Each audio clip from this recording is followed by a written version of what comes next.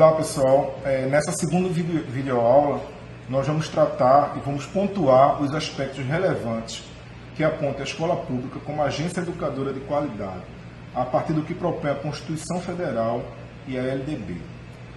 Quem teve a oportunidade de já fazer a leitura do caderno de estudos, vai ver que a gente começa o caderno com uma leitura até um pouco massiva, né, com relação a toda a legislação que trata da qualidade.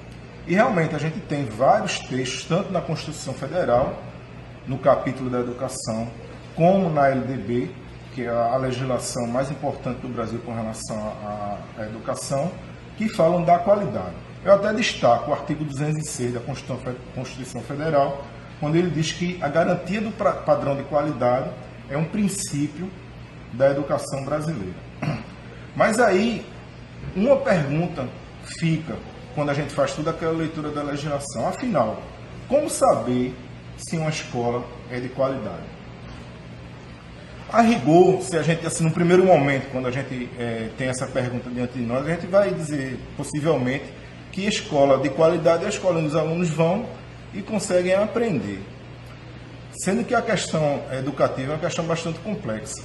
E a gente pode, essa resposta, por exemplo, dizer que a escola de qualidade é a escola que o aluno aprende, a gente pode fazer outra pergunta: aprender o quê? Né? O que é que o aluno precisa aprender na escola? E aí existe uma discussão muito profunda no Brasil, educadores, pesquisadores, que tentam, que discutem, né, sobre o que de fato é qualidade, o que é a qualidade da educação. E nós temos, a rigor, né, dois grupos, né, que fazem essa discussão, que defendem coisas diferentes. O primeiro grupo é o grupo que defende o ensino subjetivo, onde eles dizem que, na verdade, quando você vai para a escola, você não vai para a escola simplesmente para aprender os conteúdos, aprender língua portuguesa, aprender matemática, aprender geografia. Você precisa aprender muito mais do que isso. Você precisa aprender valores, você precisa aprender cultura, você precisa aprender a se relacionar. E eles usam como argumento para isso, por exemplo, o fato de que nós não levamos para a nossa vida adulta todos aqueles conteúdos que nós temos, que nós estudamos durante o nosso tempo de escolarização. Por exemplo, se eu perguntar a você, pedir para você relacionar metade dos elementos da tabela periódica, dificilmente você vai conseguir isso, nem você nem eu. Porque a gente, na verdade, faz uma seleção natural daquilo que a gente vai levar e de que é importante para a nossa vida profissional. Então, os conteúdos tradicionalmente reconhecidos como que devem ser aprendidos na escola, eles são importantes e devem ser aprendidos. Mas existe muito mais coisa do que isso. Existe a questão cultural, de você poder aprender a cantar, aprender a selecionar uma boa música, apreciar uma obra de arte, o teatro.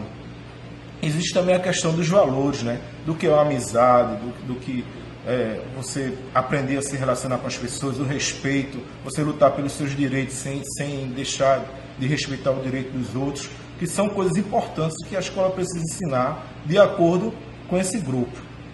E existe um outro grupo, que é o grupo do ensino objetivo, onde eles acham que o ensino precisa ser medido e que os conteúdos que são institucionalmente reconhecidos é que precisam ser aprendidos, sobretudo língua portuguesa e matemática, que precisa haver mecanismo de aferição, né?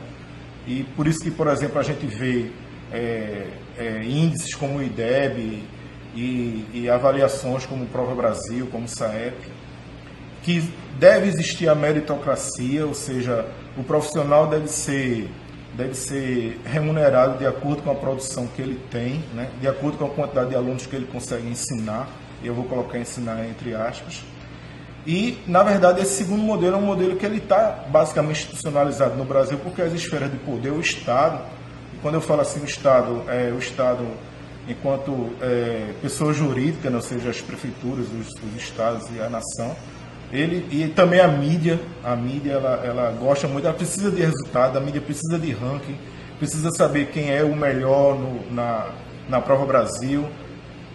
Normalmente, esse ano vai ter o resultado da Prova Brasil, e normalmente quando sai no jornal, saem as 10 melhores escolas e as 10 piores escolas. Isso chama a atenção das pessoas que estão tendo acesso à mídia, né? Então, existem esses dois tipos, essas duas concepções de educação, né?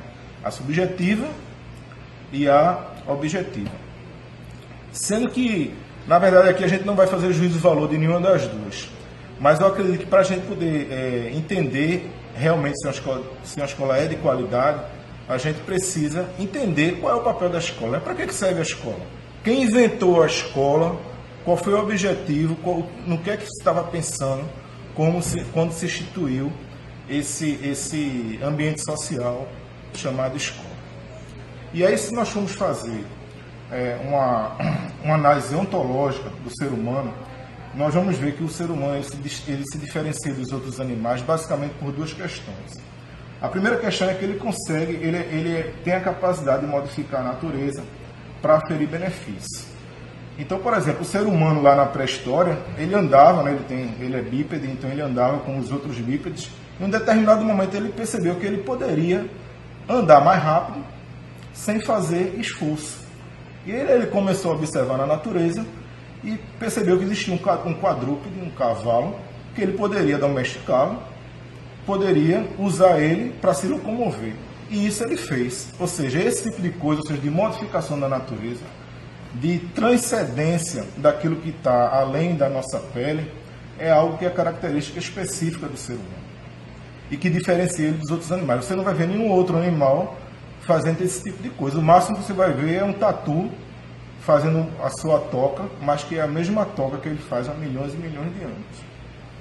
A outra característica que diferencia o ser humano dos outros animais é algo chamado apropriação da herança cultural. Se a gente pegar esse mesmo exemplo aí do homem que domesticou o cavalo para poder andar mais rápido sem fazer esforço, o primeiro homem que fez isso, ele conseguiu ter a técnica e ter todo o procedimento para usar o cavalo como meio de transporte.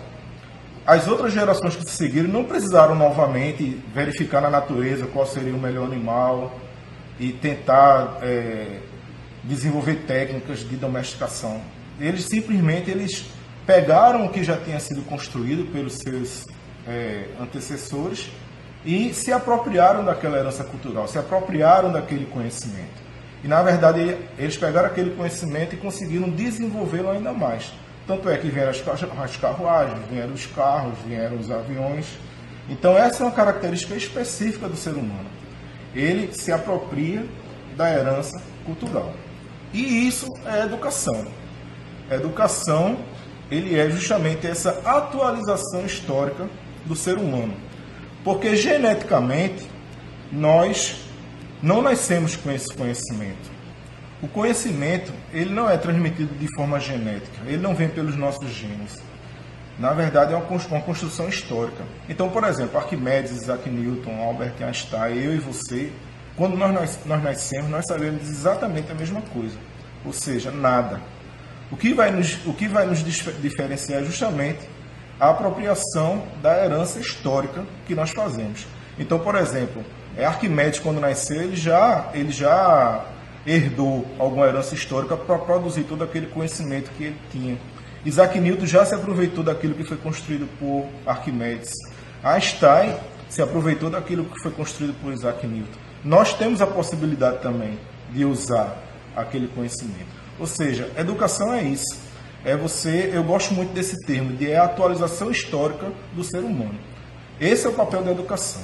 No início dos agrupamentos humanos, essa atualização histórica era feita na própria família, no seio da família, no seio de outros grupos sociais mais simples. Com o passar do tempo, a sociedade ficando mais complexa, então resolveu-se que deveria existir um determinado espaço social onde essa atualização histórica precisava ser feita. E esse espaço social é justamente a escola. Então essa é a função da escola, esse é o papel da escola.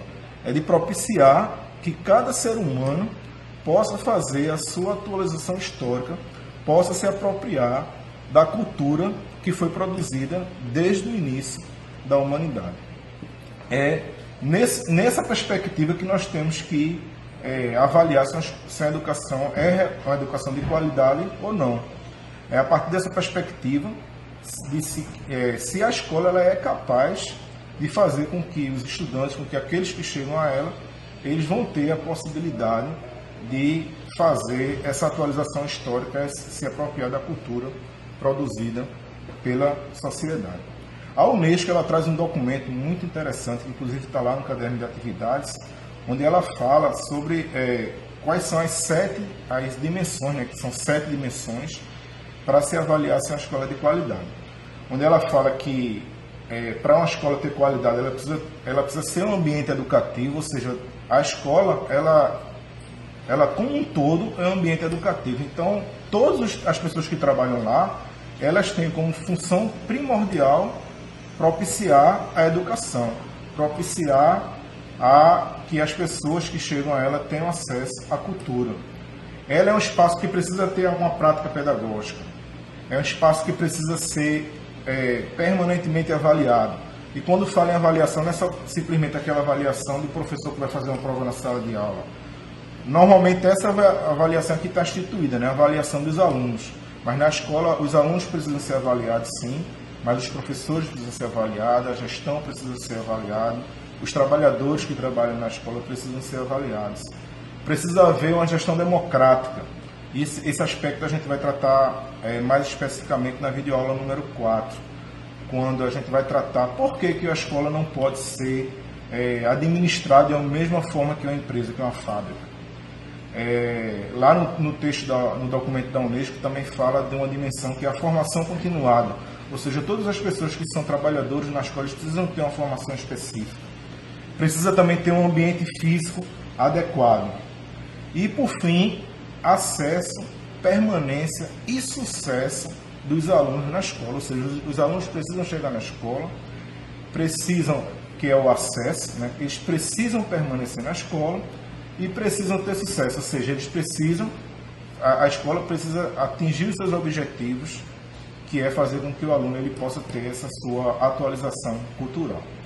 Então é nessa perspectiva que nós precisamos avaliar e ver realmente o que é uma escola de qualidade, né?